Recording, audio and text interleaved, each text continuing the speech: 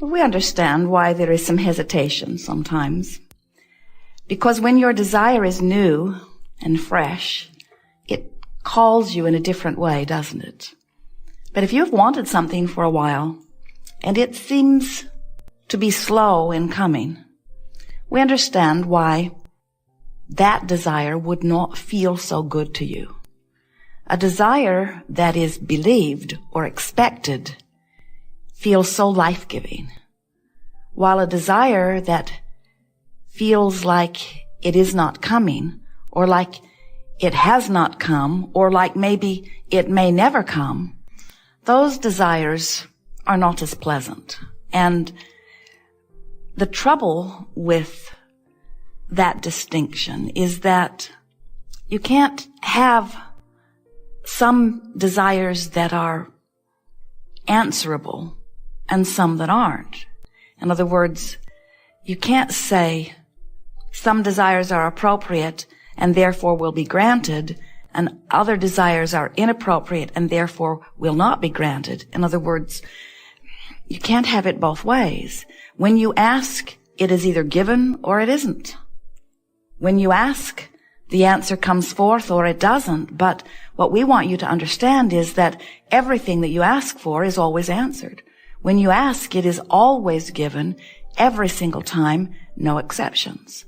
So, if you have desires that feel as if they are unanswered, it is not because they're not being answered. It is because there is something happening in your vibration that isn't letting them in.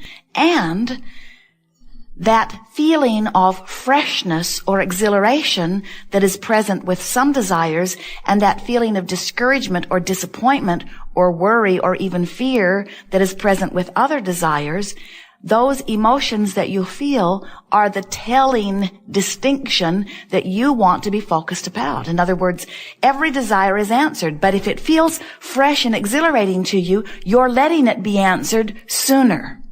If it feels like discouragement, or if it feels like fear, or if it feels like frustration even, then there is something going on in your thinking process that is hindering your reception of what you're asking for.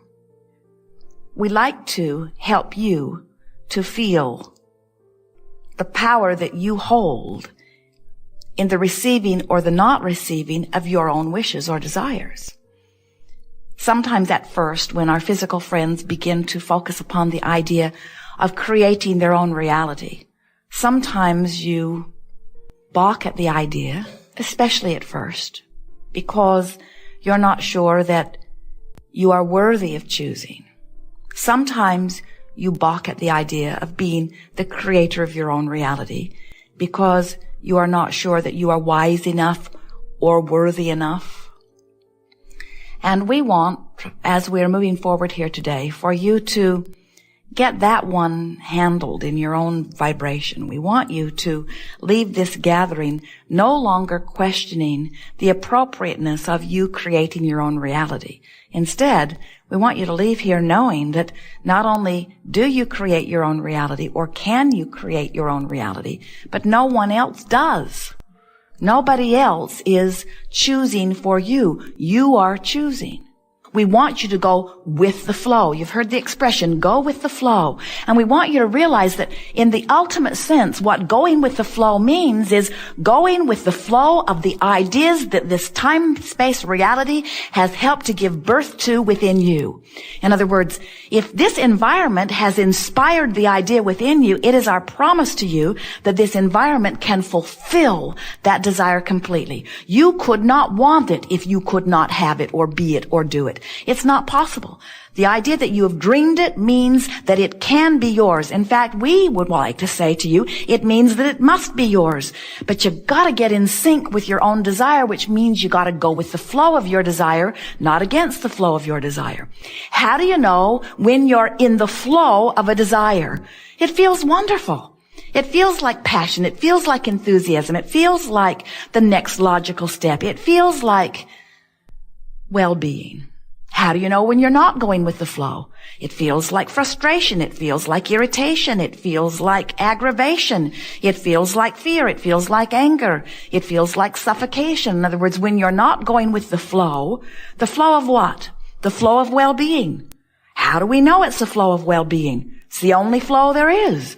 There is only a stream of well-being. You can let it in or not. If someone presses a pillow to your face and you feel deprived or suffocated from the oxygen, do you say somebody has shut the valve off for the whole world? Do you say something has happened and the air that I breathe has been siphoned from the atmosphere and now we all will be suffocated? Or do you say something is going on with me personally that is keeping me from being in the flow of oxygen? There's no source of sickness. There's no source of poverty. There's no source of bad stuff. There's no source of that sickness or stuff you do not want. But there is you, without meaning to, achieving vibrational alignment with how things are instead of with how things are desired. In other words, if you look into some poverty-ridden region or into some shadow in your body that you call illness or into your checking account that seems to be without funds, and you pronounce, this is my current view of reality, what you're actually saying is, this is, of all the myriad of opportunity to focus that is provided for me here, this is what I'm choosing to give my undivided attention to, and therefore this is what I am choosing as my vibrational basis for now. And you can tell by the way you feel whether this choice is going with the flow of well-being or whether, for now, you've got a pillow over your face. So, we want, in the hours that are before us, to help you to realize that you are the creator of your own experience, which means you are the author of your vibration, which means you can control with much less awareness than you have perhaps formerly thought what your vibrational output is on every subject, which means you can control the manifestational input on every subject. In other words, you can control who you rendezvous with in traffic, who you rendezvous with in restaurants, who you rendezvous with in telephone calls. You can control the functioning of your body, the longevity of your body, the flexibility of your body, the clarity of your body. You can control the financial influx into your experience. You can control the people who will come to assist you.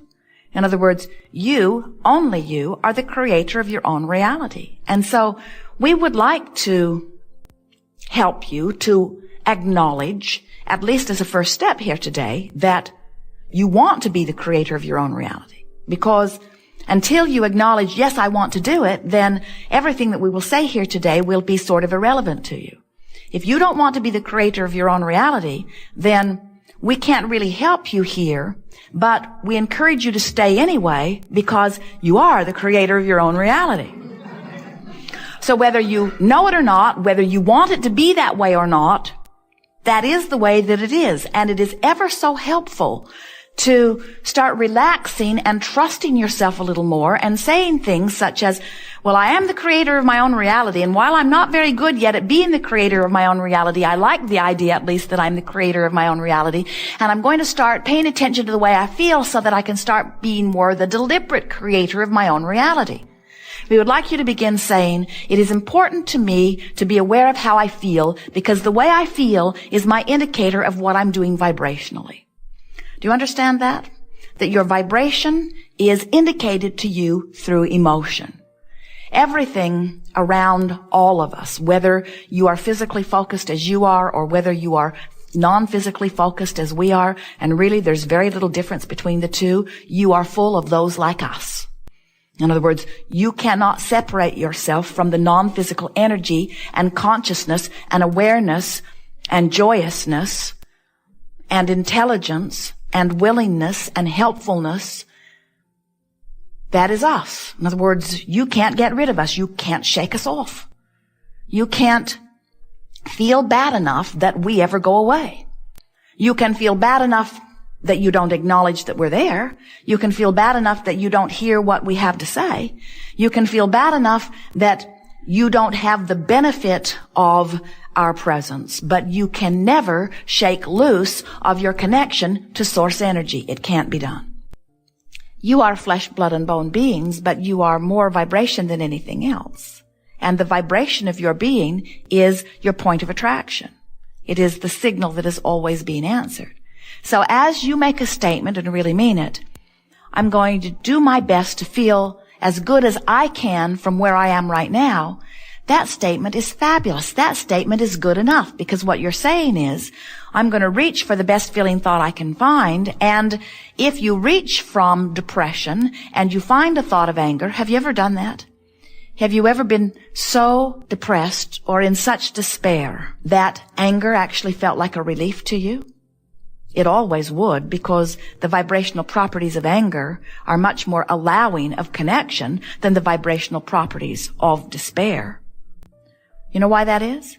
Because all of these emotions, no matter what you call them, all the way from despair to passion or joy, they are all about your sense of freedom and well-being. In other words, up here in the joy range, you feel self-empowered. There is empowerment there. Down there in the despair range, you feel powerless. Don't you find that interesting, that your emotional guidance system is based upon who you really are? That you are these powerful, clear-minded, free beings. You are so free that you can choose bondage. You are free to choose, free to focus, free to offer vibrations, free to attract. Sometimes people will see you as you've moved naturally into anger, and they will say to you, your anger is inappropriate. And we would like you to say to them, maybe so, but I'm happy here. This is my happy zone. I cannot reach the bliss that you have reached right now. This is as good as it gets for me, and it feels so much better than where I've been that I'm going to stay here for a while. So if it's unpleasant to you, I suggest you stay clear of me for a while. Do not worry, say to them, I don't plan on staying here very long, because I have this new mantra that says, I'm going to continue to reach for the best feeling thought I can find, the best feeling thought I can find, the best feeling thought I can find. So I don't anticipate that I'm going to stay here forever, but for now, this is the best feeling thought I can find. I'm working on something in the area of frustration and overwhelmment, but right now, this is the best feeling thought I can find. And here is the important thing about this. If you have reached for the angry thought deliberately and have found it, and you can consciously acknowledge that it feels better than where you have been, now you have regained your power, which was what the whole negative emotion thing was about to begin with. That's why once you make that first step into something where you have consciously acknowledged that you're back in control, you can move quickly up the emotional scale. But until you acknowledge that you've done it on purpose and that you have affected the change, then you feel powerless. Then it feels like karma did it to you. Then it feels like your powerful mother did it to you. Then it feels like the government did it to you, or the economy did it to you, or a past life did it to you. You are very creative in all of the ways you explain why things aren't going better. But you never feel good until you acknowledge that you have creative control. The key to this moving up the emotional scale, in fact, it's such a wonderful exercise that we call it moving up the emotional scale. The key to it is reaching for the feeling of relief.